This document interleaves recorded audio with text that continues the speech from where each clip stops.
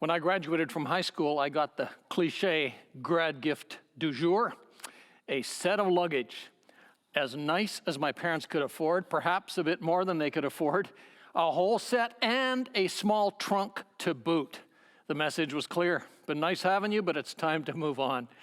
It wasn't callous, it wasn't cruel, it just was. As the oldest of six in what today would be considered a really small house, my bed was needed for the next one up. My food was needed for the next hungry mouth requiring more. Times were different when our son graduated from high school. We did not get him a set of luggage. For at least part of his grad gift, the part that meant the most to us, we gave him something that took LaDonna significant time to make and was created with a heart full of love and a lot of thought. LaDonna had developed a bit of a hobby business as a photographer and became an earlier adopter of digital photography. She was falling in love with digital photo editing and page layout and creating digital photo albums. And she went through all of our old photo albums and photo stacks in boxes to cull all the pictures of our son in our family and to create a digital album of the story of his life to that point. In the process, the kitchen table, the dining room table, and multiple coffee tables had groupings of pictures on them as she chose just the right ones for this book. I thought of that album several weeks ago for two reasons. Number one, because as we're going through the book of Revelation, I remembered some of the choices LaDonna made and occasionally even asked my opinion about or sought my affirmation for. Overall, in a general sense, the album was arranged chronologically, but some things were best portrayed thematically, like the double-page layout of his basketball story from his grade 4 development league to his high school fourth-place provincial tournament team. There was the double-page spread of his wakeboarding from his awkward first attempts to his high-flying antics as an older teenager. That's sort of like the book of Revelation. Overall, it's mostly chronological, but not always. It's like a well-thought-through photo album or art gallery, as we've said before, in which some of the things are best portrayed thematically, like the chapters we come to today. I remembered that album for another reason, a reason that is also related to the book of Revelation, especially our section today. We had a very distinct purpose for that album as a grad gift. You see, our children, as you may know, are adopted. And we wanted our son, as he left home, and as the questions of who am I really become more intense as a young adult, as he processed his story and chose his story, we wanted him to be able to come back to that book and remember the family to which he belonged. You see, we realized that the two big questions he would deal with were, number one, what story will I choose to live in? And then number two, how do I live in it well? You see, over and over again, at least daily, we have to choose our story wisely. Today we come to one of those thematic double-page spreads in the animated photo album that is the book of Revelation, a vision that wraps up one of the major themes in the entire biblical story and reminds us that there really are only two stories we can live in. You see, sometimes we allow ourselves to struggle way more than we have to with choices, with issues, with how we think about what is happening to us and what is not happening to us. The reason we struggle so much is because we don't process well the prior issue. What story am I choosing to live in? Many, perhaps most, of our hard decisions and conflicting perspectives about how I should process something are much clearer when we ask the first question. Before we ask, what should I do or how should I see this? We need to ask the prior question, what story am I choosing for my story? That doesn't mean it will be an easy thing to live it out, but it does mean the choice is a whole lot clearer. take your Bibles or open your Bible app to Revelation chapter 17 and chapter 18. We'll actually pick up at the end of chapter 16. We're in the last two chapters in this entire section about judgment on earth, which is centered around three perspectives on how God judges, three cycles of increasing intensity in judgment: the seals, the trumpets, and finally the bowls of God's wrath. And as the seventh bowl of wrath is poured out, and the voice from the throne, the Lamb on the throne exclaims, "It's done." Suddenly and abruptly, this jarring image comes onto the screen that opens our eyes to what it is that is really done with these bowls of wrath and why it needed to be done. The seventh bowl is dumped out, and chapter 16, verse 19, the great city split into three parts, and the cities of the nations collapsed. And God remembered Babylon the Great and gave her the cup filled with the wine of the fury of his wrath. In one statement, we discover that everything that has happened since the beginning of chapter 6, the seals, the trumpets, and the bowls, everything has had one focus, one target: Babylon. God remembered Babylon. This is not something in addition to the bowls. This is a summary of it all. To remember is not just a mental awareness kind of thing. It's the fulfillment of a commitment. God remembered the great city. And all of God's wrath, his settled opposition to evil, is focused on one thing: putting a final and total end to Babylon. And then for these two chapters, more than two chapters, actually all the way to chapter 19, verse 5, we have this scene, a final picture in this room in the gallery called Judgment on Earth, a double-page spread in the album called The End of Babylon. Two overall questions as we read these chapters. Why is all of God's wrath focused on Babylon? How does Babylon suddenly fit into this story? Why does it need to end? And what does that mean for me and my story? That's the first question. And number two, how does the end of Babylon call me to live in hope? So let's talk about that first one. Why is all of God's wrath focused on Babylon? How does Babylon fit into the story, and what does it mean for me and my story? Short answer to that last part: it means everything for me, a lot. It brings clarity I need to think about choosing which story I want to live in and how to live in it well. If you know the story as John does, this vision is not a surprise. It's actually an encouragement. It's good news that God remembers Babylon. He's actually seen it coming, as we'll see in a minute. Because in remembering Babylon in a negative way, God is actually remembering me in a positive way. So let's talk about Babylon.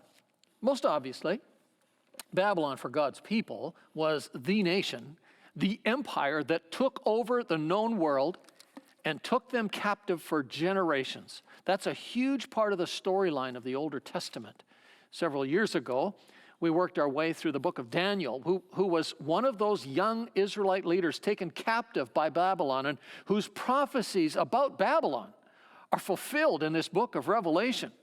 Babylon the Great, Babylon the invincible, the beautiful, towering over all ancient civilizations in technology and progress. In the Old Testament story, Babylon is the nemesis of the people of God. Babylon symbolizes all human forces that come against the people of God. The introduction to this vision in Revelation chapter 18 summarizes the significance of Babylon in the story, what it represents in the story, and why it's the focus of God's wrath.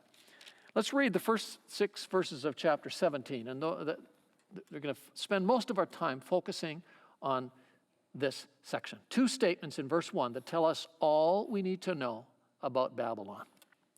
Chapter 17, verses 1 to 6. One of the 7 angels who had the 7 bowls, came and said to me, "Come, I will show you the punishment of the great prostitute who sits by many waters. With her the kings of the earth committed adultery, and the inhabitants of the earth were intoxicated with the wine of her adulteries.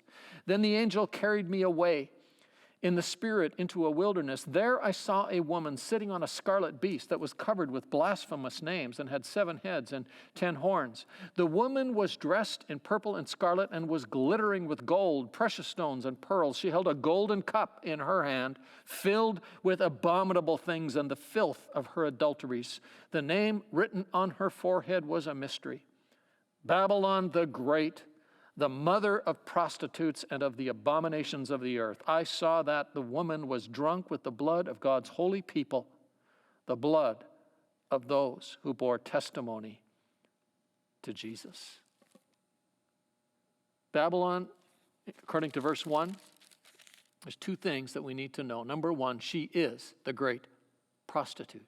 Actually, verse 5, the mother of all prostitutes. And number 2, she sits by many waters. Those 2 statements summarize all we need to know about Babylon. Everything in the next 2 chapters will focus on these 2 statements. First of all, let's think of that first one, who sits by many waters. To understand this summary, we need to know a little bit more. We need to know how Babylon came into the story. It's actually very early in God's story. It's at the end of the introduction to God's story. In Genesis chapter 11. Darrell Johnson just recently published a book called The Story of All Stories. He talks about our human need for a story. And in the introduction to his book, he says, "Thank God, God himself has told a story. A great cluster of stories in the 66 books of the Bible. And the key to the whole story that these 66 books tell is the first half of the Bible. 2 halves. Not, as we might suspect, Old Testament and New Testament. The first half, he says, is Genesis 1 to 11. The other half is all of Genesis 12 to Revelation chapter 22. The story that begins in chapter 12 with the call of Abraham and Sarah, and then walks through the history of Israel leading up to the coming of Jesus Christ, and finally to the new heavens and to the new earth. That story only makes sense, he says, when it's heard in the context of the story in Genesis 1 to 11, which, he says, is the story that makes sense of the rest of the story. So how does the first half of the story end? Turn to Genesis 11. Genesis 11 is a high point that is actually the low point, the bottom. We might think that the fall of humanity is the low point, but it's not, actually. After the fall, there's this journey of increasing violence and alienation and division and debauchery, and then the mercy of God, and then more of increasing violence and debauchery and division. And finally, in Genesis chapter 11, that account of humanity building a city, and the high point, a tower. We're told in verse 2 of Genesis 11 that people were moving eastward. Eastward in the Bible indicates moving away from something, away from a center, usually from God. They gathered together, and it says that they decided to do 2 things. Verse 4. Come, let us build ourselves a city, the first city on record, remember that. And number 2, a tower that reaches to the heavens. The first skyscraper, they called it that. It reaches to the heavens. It also gives a very clearly stated purpose for the city and the tower. Verse 6, so that we may make a name for ourselves. Naming was a huge thing in the Bible and in ancient cultures. To name something was to have authority over something. When God created Adam, God names Adam. Adam does not name himself. God names Adam.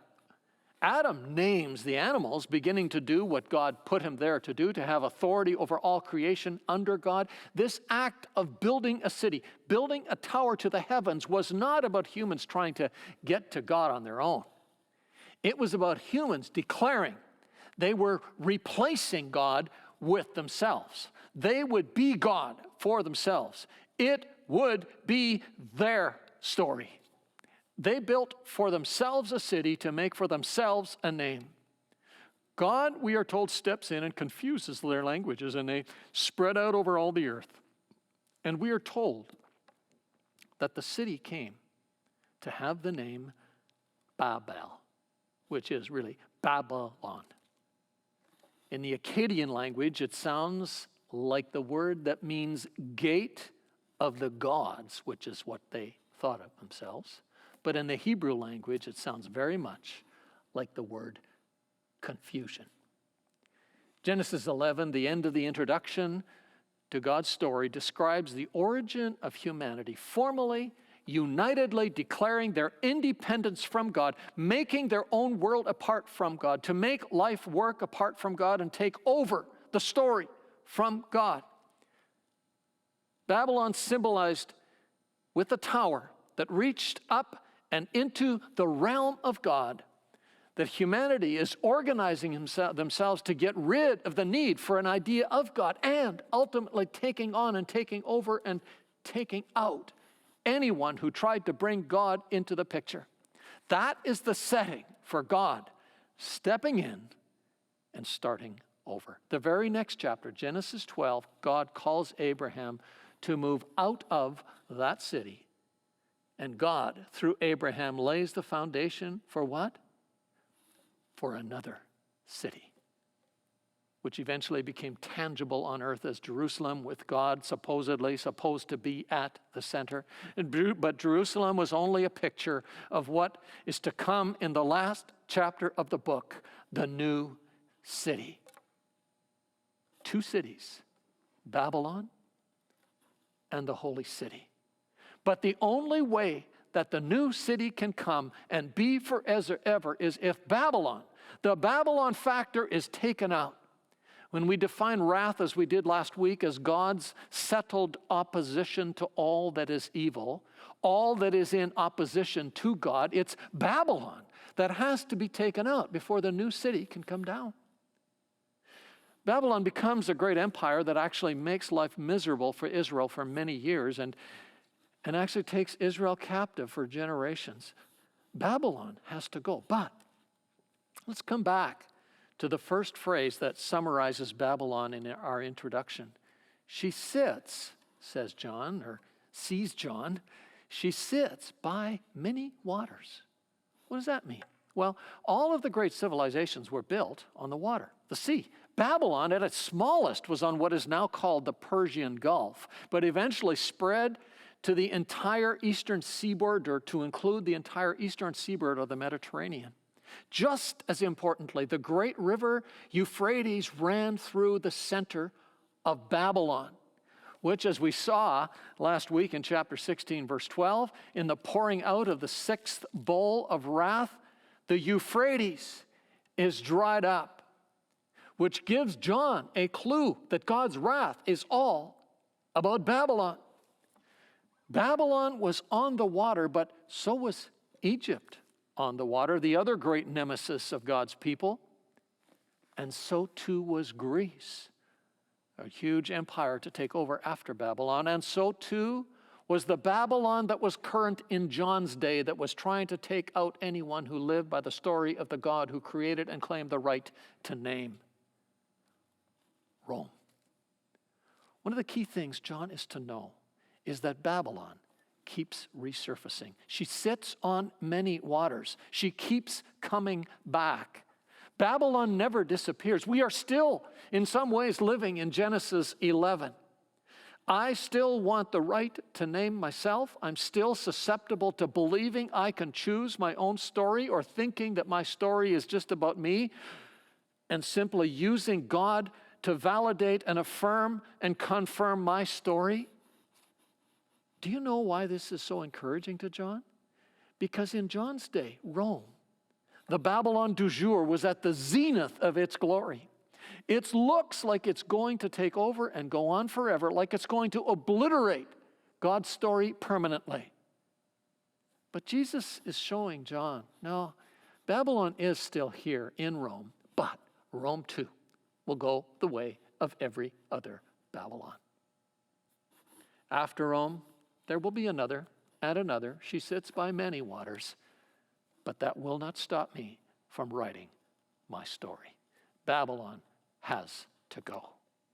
You see, there really are only two cities, two stories. Babylon, my city. Babylon, I name myself, or Jerusalem, the holy city. God calls me and names me. For creation to be restored, for everything to come together, there can and there will someday be only one city. But this introduction also says something else about Babylon. Not only does she sit by many waters and keep coming back, she is the great prostitute. Babylon the Great is the great prostitute. In verse 5, the mother of all of the prostitutes that keep coming back. What does a prostitute symbolize? This is not an indictment, a marginalizing statement about someone who has been victimized and driven into prostitution because of poverty, because of abuse. This is more, as we'll see later, about the nature of the human condition that creates the environment for Babylon, for prostitution to exist. The prostitute is one who lures people who are susceptible away from their covenant, from loyalty to their true story, to their true love. The lure of a prostitute is the promise of a satisfying, fulfilling, exciting experience, a need that is not being satisfied, a desire that is not being fulfilled by loyalty to a person who is loyal to you. Was that not the trick of the serpent in the beginning? The dragon who is behind Babylon? Babylon the Great was seductive. It was exciting. It was intoxicating in the experiences it offered. But in the end, she owns you. For the city of God to come fully and finally, the spirit of Babylon must be destroyed fully and finally. The serpent, the dragon, the ultimate cause will be dealt with. But first, the human spirit and human structures, the human systems that are Babylon, that allow the dragon to seduce and destroy, have to be dealt with. Those chapters on the fall of Babylon, the great city, and how it fits into the book of Revelation makes me love the very simple and clear outline of the book of Revelation by Eugene Boring. The first 3 chapters, God speaks to the church in the cities that represent Babylon. Chapters 4 through chapter 18, God judges the great city that is causing those churches to struggle. In chapters 19 to 22, God delivers, bringing down the holy city. When we choose which story we want to live in, we need to choose wisely, because in the end, there are only 2 choices: the story that will end and be destroyed eternally, or the story that will lead to thriving and will last forever. Babylon or the holy city? Which one is it? We won't go into detail on a lot of stuff in this chapter, and here's why. What is Revelation? It's an instruction manual on how to live in hope in a fallen world, a world in which the Babylon factor is still very real and very powerful. This revelation of Jesus Christ is not meant to be a crystal ball. It is not a book that we are supposed to read and say, oh, here, this guy must be that character in the book. This means we must be at such and such a point in God's timeline. At some point, there will be historical figures that will be the ultimate representatives of these symbols. But that is not the point of the vision. The important thing to know is, what does Babylon represent? Why does it have to go? And will it ever be dealt with? And where do I fit in? We've talked about that. Yes, God will remember Babylon. It will be dealt with fully. And finally, the second thing we need to know, though, is, what do I need to know to live in a world in which Babylon is still very much a factor? How do I live in the hope? You see, John's concern, Jesus' concern from the beginning of the book, is not really about Rome, the evil empire of the day, or of us being able to identify these bad guys. John's concern is that Babylon is something that can happen to me. I am always in danger of being seduced by the Babylon factor. So let's turn for the rest of our time to that second question. How can I live in hope, knowing that Babylon's toast?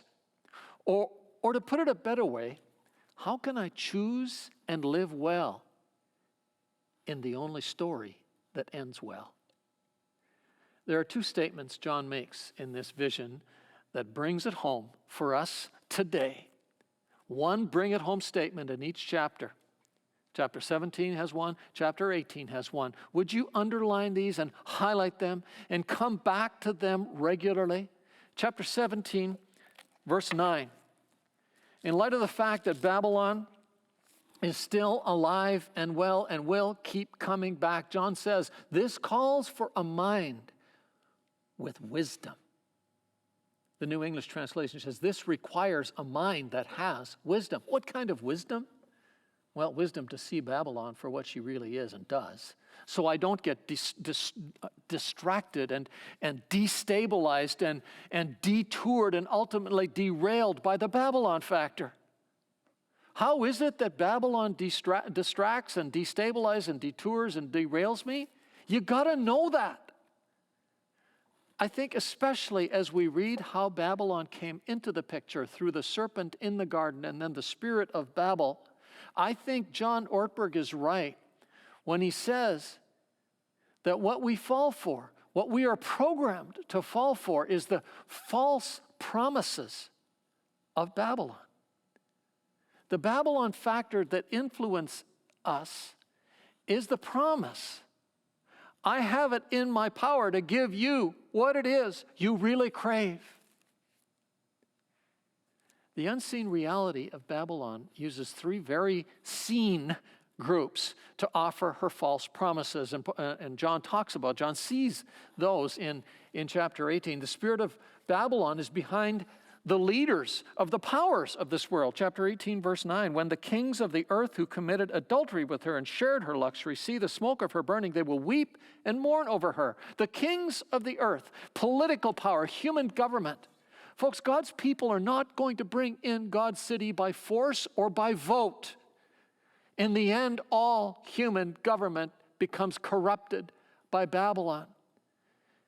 And when Christians bet everything they have on political power, we end up being corrupted by that very power. The next group of people that get corrupted by Babylon and corrupt us is, verse 11 of chapter 18, the merchants of the earth will weep and mourn over her because no one buys their cargo anymore.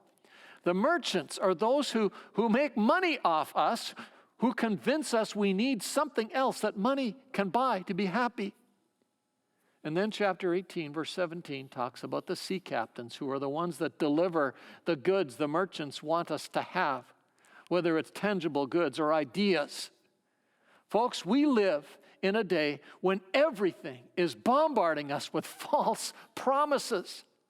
Babylon is alive and well. We do not run our own lives. We are so influenced by false promises. And in order to have the wisdom to see those promises as false promises, there's another key that John gives us in this vision. Why is it? How is it we get sucked in by false promises? Chapter 18, verse 14, they will say, the fruit you longed for is gone from you. Look, what your heart really wants, you're not getting. I have it in my power to give that to you. There's a story from a number of years ago that at the time was somewhat shocking, but as we know now, was just a precursor to the kinds of things that are coming out everywhere today. Woody Allen, who was a prominent actor and movie director, left a wife for her stepdaughter who was less than half his age. And do you remember his rationale when he was confronted about that? He simply shrugged off any concern about his actions with one phrase: the heart wants what the heart wants. What John is saying is that we desperately need the wisdom to see that that is how Babylon gets us. That is our Achilles heel. The fruit you longed for. That word longed for, we've seen before. Peter warns us about it. Paul clearly tells us about it. James, it's the word epithumia. Thumia, which is desire. Epithumia, over desires. Desires we can't control. Desires on overdrive. Desires that are beginning to control us. Feelings we can't get rid of that we allow to control us because I can't change what my heart wants. Babylon, the prostitute, exists because I am susceptible to being distracted, destabilized, detoured, derailed by controlling desires. Desires that come because I know I'm not living the dream I was created for as the image of God. And Babylon can lure me into thinking it can offer me what I lost. And the line that comes out of my mouth that is a sure signal, that should be a sure signal to me that I'm in danger of not operating out of wisdom and have fallen for, or am in grave danger of falling for Babylon's trap, is I should know what is best for me. Really? What should come to our mind at that point is, you know what? I need to be very, very careful if I think I know what's best for me, because most often that means I'm allowing my epithumia, my feelings, my dominating desires to rise up and control me. Am I operating out of God's wisdom, or am I allowing Babylon to prey on my desires and lure me into its false promises? Are you asking yourself that question? Hebrews 12, which talks, just like the book of Revelation, about endurance when life gets tough, challenges us this way. Chapter 12, verse 1, therefore, since we are surrounded by such a great cloud of witnesses, people who show us the life of faith can be run, let us throw off everything that hinders and the sin that so easily entangles us, trips us up, and let us run with perseverance the race marked out for us, fixing our eyes on Jesus. So the question is, do I recognize my areas of vulnerability to Babylon? That's the kind of wisdom I need. If I was to allow myself to get distracted, detoured, destabilized, and ultimately derailed from the race God has for me to run by some Babylon factor, lulled into a life that is less than spiritually flourishing, do I recognize where it is that I have the greatest potential for Babylon to get me? My greatest vulnerability? What keeps coming up as a driving desire that is threatening to control and dominate me? Is it a desperate need to be loved? The desire to be affirmed and recognized? Is it a position of authority I feel I have to have or I have to hang on to? The need for recognition? Is it a sexually rooted desire? Or as I heard this week from somebody, what is the if only in your life that's starting to dominate your thinking? If only I had this, I would be satisfied. Living in a world in which Babylon is still very, very real, that's the place where wisdom begins. Will I choose the false promise of Babylon or remain true and loyal to the one who chose me and died for me? Two things I need, because the Babylon factor is so real and alive and perhaps more powerful today than ever. Number one, wisdom. And number two, in chapter 18, Verse 4. Then I heard another voice from heaven say, "Come out of her, my people, so that you will not share in her sins, so that you will not receive any of her plagues." Come out of her. There are times we give into Babylon, whether it's because we don't have the wisdom or just have given up on enduring. The voice of our true lover does not stop. The voice of the one who suffered for the Babylon factor in me, who covenanted his everlasting love to me and died for me. His voice begs me, come back. Come out of her, my people.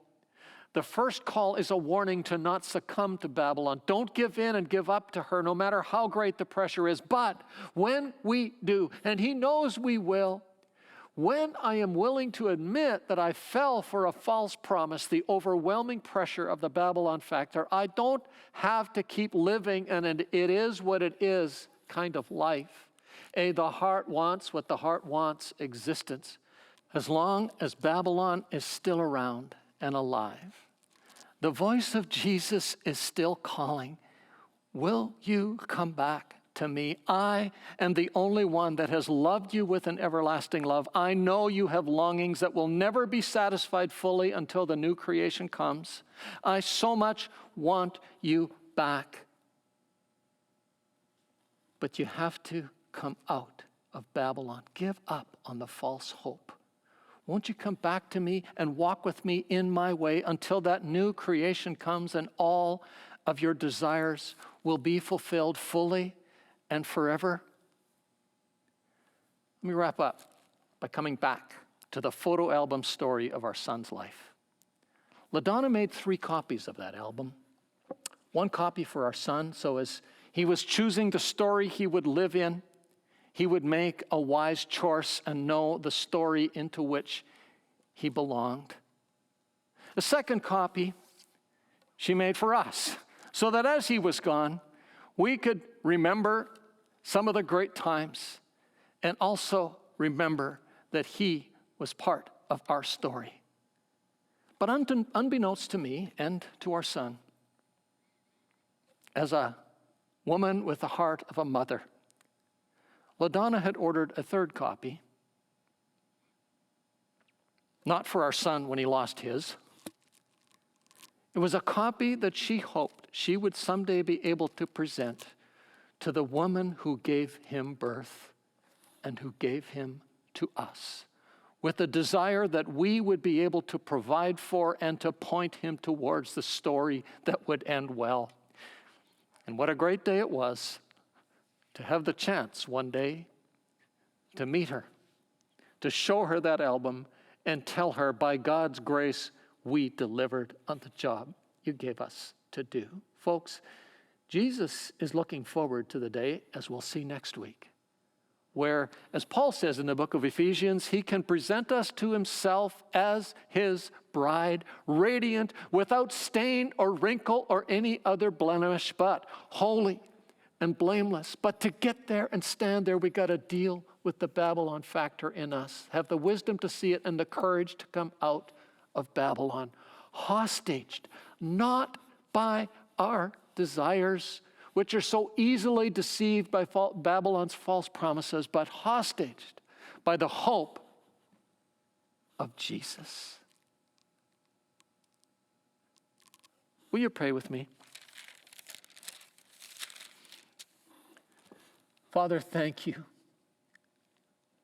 for the clarity of your truth that faces us for who we really are, that cuts through everything and exposes the desires of our hearts, and truth that also exposes the desires of your heart to give us a way back to you, to give us a story to live in that will ultimately fulfill all the longings of our hearts forever. Lord, today, help us to be willing to humble ourselves and to be courageous to see ourselves and the Babylon factor we so easily fall into. grant us the ability and wisdom to see your grace and to see the glory of your love and the beauty of your way, to be wonderfully and fully captured by your hope. In the name of Jesus, amen.